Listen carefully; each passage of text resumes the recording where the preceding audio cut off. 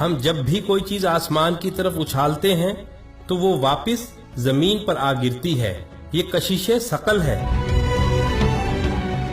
جس کی دریافت کا صحرا نیوٹن کے سر باندھا جاتا ہے. لیکن حقیقتاً کیا اس کو سب سے پہلے نیوٹن ہی نے دریافت کیا تھا، یا قرآن 1400 سال پہلے ہی اس پر سے پردہ اٹھا چکا تھا؟ اور یہ گریوٹی ہے کیا؟ آئیں دیکھتے ہیں.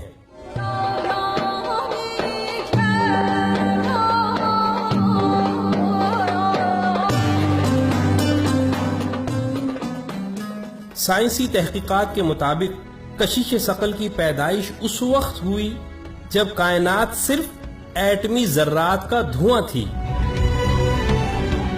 اور ڈارک انرجی ان ذرات کو پھیلاتی جاتی تھی. تب گریوٹی نے اس کے برخلاف ذرات کو ملا کر سیارے، ستارے اور کہکشاؤں کو بنانے کا آغاز کیا.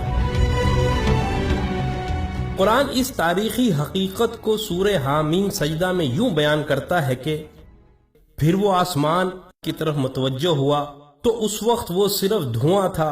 تب ہم نے اس کو اور زمین کو حکم دیا کہ تم دونوں وجود میں آ جاؤ، چاہے خوشی سے چاہے زبردستی. تو انہوں نے کہا ہم بخوشی حکم بجا لا کر وجود میں آتے ہیں. پھر سائنس اگلے مرحلے کا ذکر یوں کرتی ہے کہ اس کشش ثقل نے پورے آسمانی نظام کو جکڑ کر ایسا مسخر کر دیا کہ کوئی بھی اپنی جگہ سے نہیں ہٹ سکتا. اور قرآن اس مرحلے کو بھی سورہ فاطر میں یوں بیان کرتا ہے کہ بے شک اللہ نے زمین و آسمان کو مضبوطی سے تھاما اور جکڑا ہوا ہے کہ کہیں وہ اپنے مقام سے ہٹ نہ جائیں. اس کے بعد سائنس کہتی ہے کہ کشش میں جکڑنے کے ساتھ ساتھ ایک توازن بھی قائم ہو گیا. اسی توازن کے حوالے سے قرآن سورہ رحمان میں یوں کہتا ہے کہ اور اس نے آسمان کو بلند کیا اور میزان قائم کر دی تو اس کا تقاضا یہ ہے کہ تم اس میزان میں خلل نہ ڈالو. پھر سائنس اسی گریوٹی کے بارے میں کہتی ہے کہ یہ اس قدر طاقتور ہے کہ ہم زمین کی سطح اور فضا سے باہر نکل ہی نہیں سکتے جب تک کہ ہم اس گریوٹی کے خلاف انتہائی قوت استعمال نہ کریں. اسی کے لیے آج راکٹ بنائے گئے ہیں.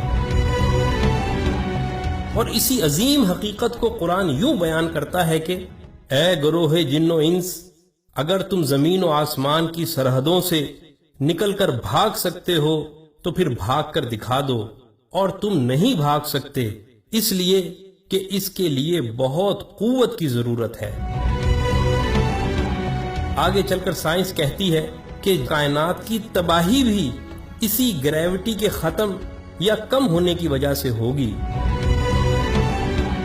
قرآن اس عظیم تباہی کو قیامت کا نام دے کر سورہ حاقہ میں یوں بیان کرتا ہے کہ اور قیامت کے دن آسمان پھٹ جائے گا اور اس دن اس کی بندشیں ڈھیلی پڑ جائیں گی،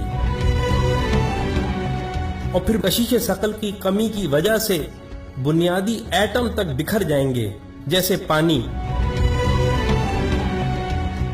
ہائیڈروجن جلتی ہے اور آکسیجن جلنے میں مدد دیتی ہے، لیکن اگر سمندر میں موجود پانی کے یہ ایٹم ٹوٹ کر الگ ہو جائیں اور پھر ان میں آگ بھی لگ جائے تو اس بھڑکنے والی آگ کا کوئی تصور بھی نہیں کر سکتا. لیکن قرآن سورہ تکویر میں اس کی بھی پیشن گوئی کرتا ہے کہ اور جب قیامت کے دن سمندر آگ سے بھڑک اٹھیں گے. مگر دکھ کی بات یہ ہے کہ مسلمانوں سمیت سب لوگ کشش ثقل کی دریافت کا صحرا نیوٹن کے سر باندھتے ہیں، اور دوسروں کو تو چھوڑیں، خود مسلمانوں تک کو یہ پتا نہیں کہ کشش ثقل کی تمام تر ضروری تفصیلات قرآن نے آج سے 1400 سال قبل ہی دنیا کو بتا دی تھی.